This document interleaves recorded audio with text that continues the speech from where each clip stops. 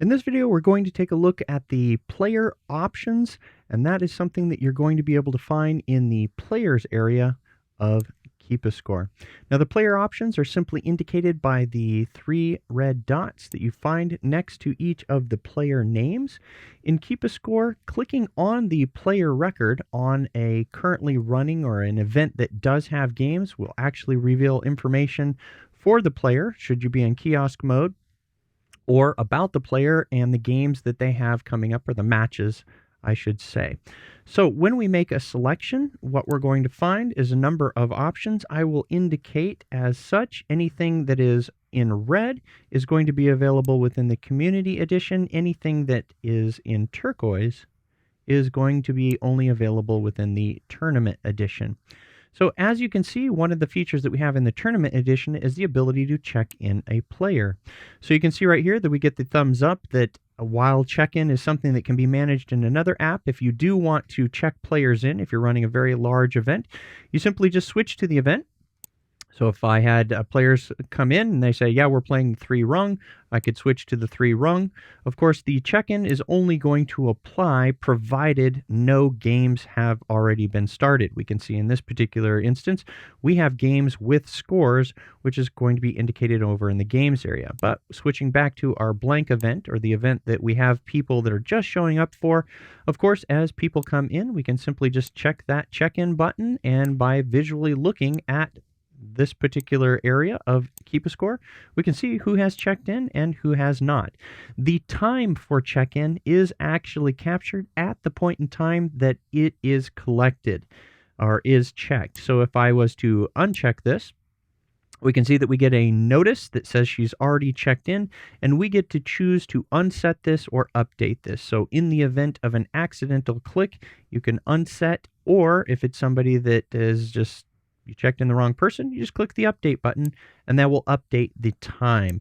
And there will be reports, although they're not currently in this version of KeepaScore, of showing when players have checked in versus when they haven't. All kinds of different statistics can be gathered, but that time is actually captured.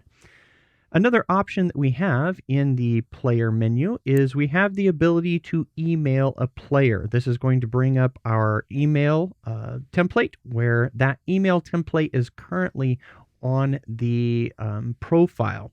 So if you look at the profile video, you'll be able to see how that's actually going to be able to be set. So the ability to email a player is right there. Also, the ability to individually message this player is right here, and that will bring up an SMS, and you're able to do that. The unlock pass is something that really only applies if you're going to use KeepaScore as a kiosk entry.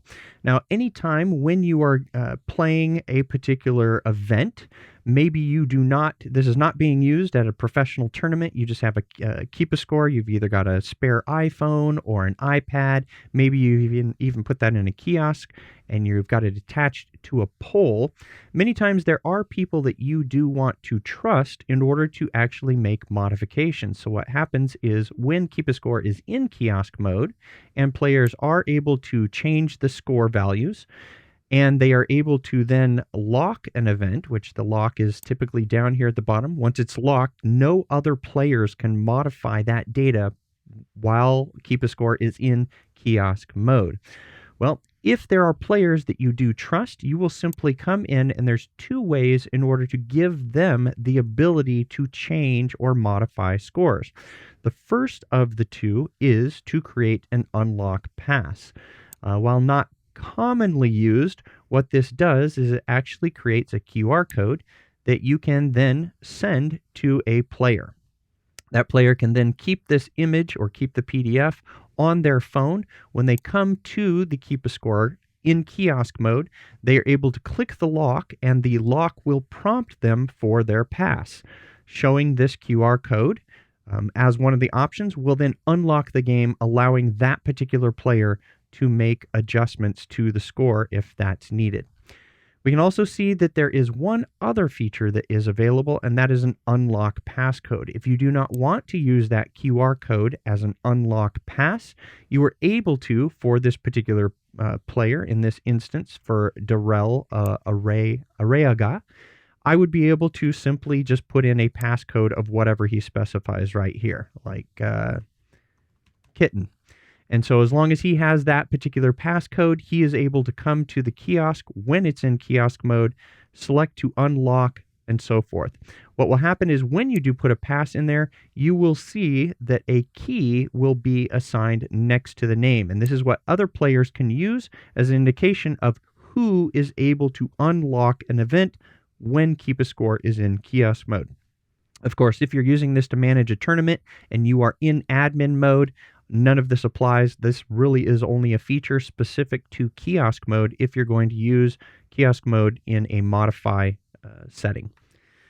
Another feature that we have in here is the ability to quickly remove a player. So obviously if a player does not show up, if Hattie is not in this event, we can simply remove her right there.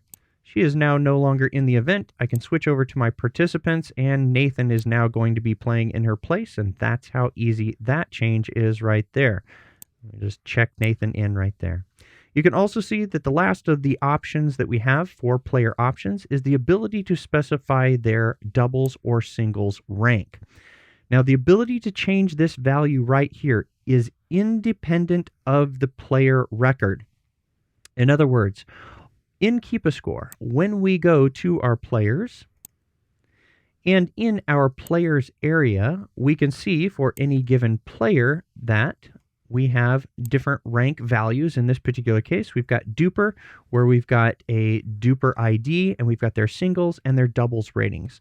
It is very important to note that these particular values, at the point in time that a player is added to an event, they are copied from this particular player record into the participation record. So in other words, a player could have a higher ranking than what had previously been assigned to a particular player at the time that they were added to an event. How do you address this?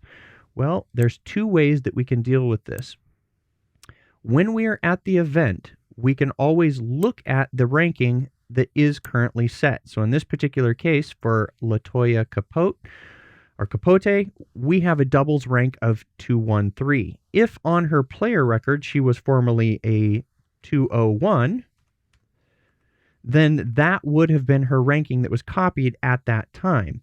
We are always able to come in and manually change this, maybe make her a 3-0 if we want, or just after an import into KeepaScore, on the Participants tab, what we're going to find, and we're always looking for whatever tools are available, the wrench icon is going to allow us to update the ranking. So when we click on this, we can see that we are able to update our rankings. And what this does is this particular feature will move the data from the player records onto the event itself. So that's an important thing to recognize, is that when you add a player, their player rank is copied from their player record to the particular event. If you want that to be updated, you need to update using this tool within the participant screen, or on each individual player, you will need to simply modify their player rank.